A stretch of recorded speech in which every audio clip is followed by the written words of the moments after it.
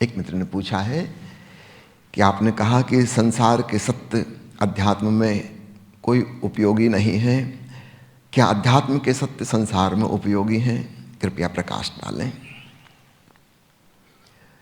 संसार के सत्य कहने की बजाय संसार के तथ्य कहो। थोड़ा सा भेद कर लें शब्द शब्द में ताकि समझने में आसानी हो जाए। तथ्य यानी फैक्ट और सत्य यानी ट्रुथ। फैक्ट्स बदलते रहते हैं। आज वैज्ञानिक कुछ कह रहे हैं, 10 साल पहले कुछ और कहते थे, 100 साल पहले कुछ और, 500 साल पहले कुछ और। जो आज कह रहे हैं इसका भी पक्का नहीं है कि कल भी यही कहेंगे। नए फैक्ट्स उजागर हो जाएंगे, सिद्धांत बदल जाएंगे। पूर्वी ऋषियों ने सत्य उसे कहा है जो शाश्वत है, सनातन है, अपरिवर्तनशील है।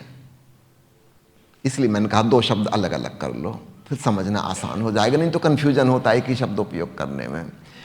संसार के तथ्य, बाहर के सिद्धांत, बाहर के अनुभव में हमको जो आए हैं चीज़ें, बाहर के जगत के नियम चेतना पर लागू नहीं होते। बाहर का जगत पदार्थ का जगत है, प्रकृति का जगत है, और भीतर कॉन्शसनेस है, चैतन्य है। पदार्थ का नियम चैतन्य पे लागू नहीं होगा, वहां उसका कोई उपयोग नहीं है। अब दूसरी बात, क्या भीतर हमने जो जाना उसकी कोई यूटिलिटी है बाहर? अगर आप बाजार की भाषा, अर्थव्यवस्था की बात कर रहे हैं तो कोई यूटिलिटी नहीं है। बाहर के जगत में जो खोजा गया है उसकी यूटिलिटी है।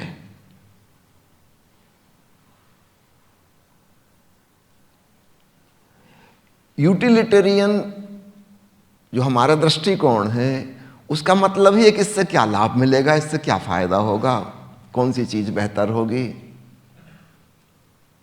यूटिलिटी का यही मतलब है कि हम उस चीज का साधन की भांति उपयोग करके क्या प्राप्त कर सकते हैं। भीतर चैतन्य है, इसका उपयोग नहीं, इसमें आनंद है, इसमें शांति है। फर्क समझना। एक यूटिलिटेरियन वैल्यू है, आपने शिक्षा प्राप्त की, डिग्री प्राप्त की क्यों? ताकि आप फला फला नौकरी कर सकें, कि ये व्यापार कर सकें। आप नौकरी या व्यापार क्यों कर रहे हैं? ताकि धन कमा सकें। धन किस लिए कमा रहे हैं? ताकि मकान बना सकें, सुविधा से रह सकें, पसंद की कार खरीद सकें। हर चीज किसी और चीज की खातिर है।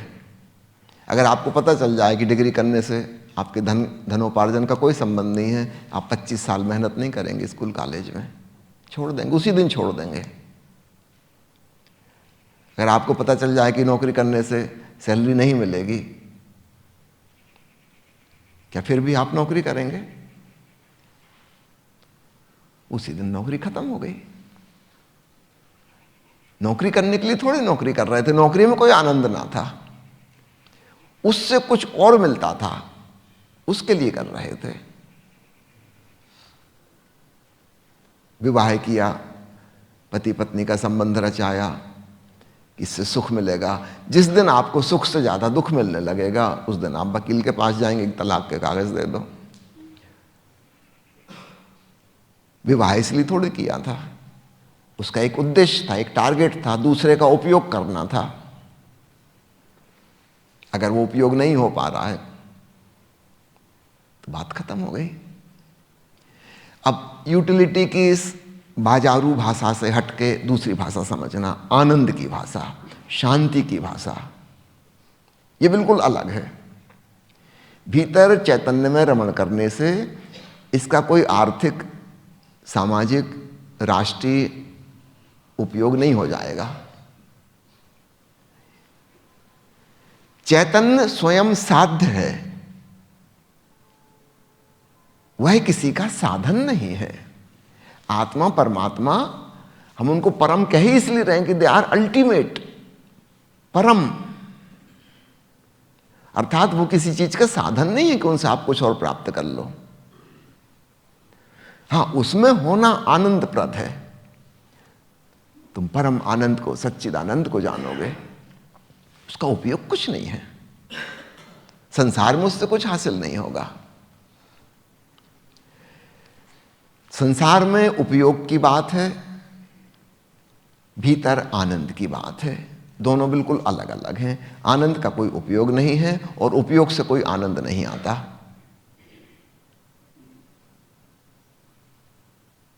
खूब अच्छे से गौर से देखना, जहां हम किसी चीज का उपयोग कर रहे हैं साधन की भांति, वहां कोई आनंद उसमें नहीं हो सकता। भीतर इसका ठीक विपरीत, वहां आनंद है लेकिन उसका कोई उपयोग नहीं है। उससे आप कुछ और प्राप्त नहीं कर सकते। वो अपने आप में पर्याप्त है, इसलिए उसको परम शब्द कहा है।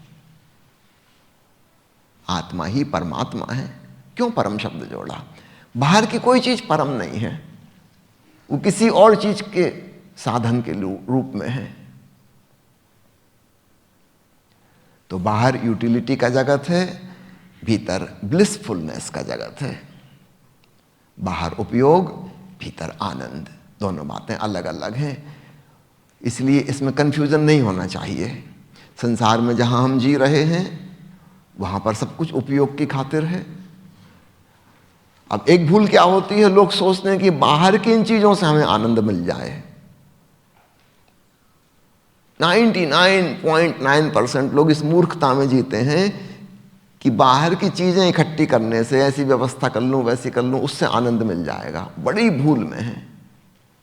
बाहर से कोई आनंद नहीं मिल सकता। ज्यादा से ज्यादा सुविधा हो सकती है, बस शांति नहीं हो सकती। सुविधा अलग बात है, शांति अलग बात है। भीतर शांति है, आनंद है, लेकिन उसका कोई उपयोग नहीं है। अतीत में बहुत से धार्मिक लोग इस भ्रांति में जिए कि जैसे हम आत्मज्ञान को हासिल हो जाएं, ब्रह्म ज्ञान को प्राप्त कर लें, उससे फिर कुछ हमें संसार में भला हो जाएगा। ये भी बहुत बड़ी गलती है। संसारी भी गलती में है और धार्मिक लोग भी गलती में हैं। दोनों फील्ड बिल्कुल अलग अलग हैं, कहीं ओवरलैपिंग उनकी नहीं होती। दोनों बिल्कुल पैरेलल चलते हैं, एक दूसरे को टच नहीं करते।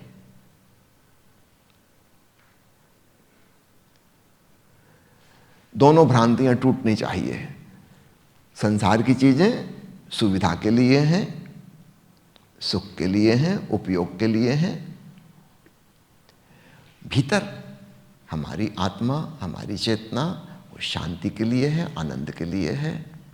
ना तो ध्यान से कोई बाहर का लाभ मिलेगा और ना बाहर की सुविधाओं को इकट्ठा करने से शांति या आत्मज्ञान या आनंद की अनुभूति होगी। ये दोनों भ्रांतियां टूट जाएं तो बहुत अच्छा हो। तब हम वास्तव में सदगुरु ओशो जैसे कहते हैं झोरवादी बुद्धा वो हो सकेंगे। सुविधाओं के लिए आप बाहर के जगत में कर्म करो, आनंद को पाने के लिए, शांति में डूबने के लिए ध्यानस्थ हो जाओ। दोनों ही बातें साधो, क्योंकि हमें दोनों की जरूरत है। जो लोग केवल संसार की दौड़ में लगे हैं उन्होंने शांति को गंवा दिया, अपने भीतर की संपदा को गंवा दिया। और कुछ लोग जो भीतर की शांति को पाने में लग गए उन्होंने बाहर की सुख सुविधाएं छोड़ दी, त्यागी तपस्वी हो गए। उन्होंने भी बड़ी भूल की। इससे कोई संबंध ही नहीं था भीतर का। वो एक अलग आयाम है। आयाम का अर्थ आप समझते ना, डायमेंशन, जो एक दूसरे को टच नहीं करते। समझो अभी हम यहां बैठे हैं ओशो मंदिर में, यहां प्रकाश की किरणें हैं, मैं बोल रहा हूं, मेरी आवाज की ध्वनि तरंगें हो रही हैं। क्या प्रकाश की किरण और ध्वनि की तरंग आपस में कहीं भी एक दूसरे को टच करते हैं? कोई अगरबत्ती जला ले, खुशबू फैल जाए, क्या उस खुशबू से प्रकाश या ध्वनि प्रभावित होंगी? नहीं, वो एक तीसरा अलग आयाम है। इससे कोई लेना देना नहीं, आपस में कहीं टच नहीं करेंगे एक दूसरे को वो। ठीक इसी प्रकार अपने जीवन के आयामों को समझना। संसार उपयोगिता का आयाम है, ध्यान, अध्यात्म, समाधि ये आनंद का आयाम है। दोनों जरूरी हैं। पुराना संसारी भी भ्रांति में था और पुराना धार्मिक व्यक्ति भी भ्रांति में था। वो सोचता था कि पूजा पाठ करके बीमारी दूर कर लेंगे,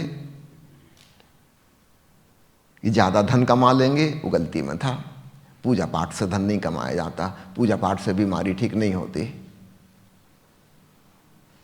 उसमें बाहर के जगत की चीज़ों को समझना होगा, और बाहर की जगत की चीज़ें इकट्ठी हो जाने से भीतर शांति नहीं मिल जाती। न ज़्यादा धन कमाने से, न स्वस्थ हो जाने से शांति मिल जाती। इसका ये मतलब नहीं है कि तुम धन विरोधी हो जाओ और स्वास्थ्य विरोधी हो जाओ, उससे इसका कोई लेना देना ही नहीं है। इस बात को समझो।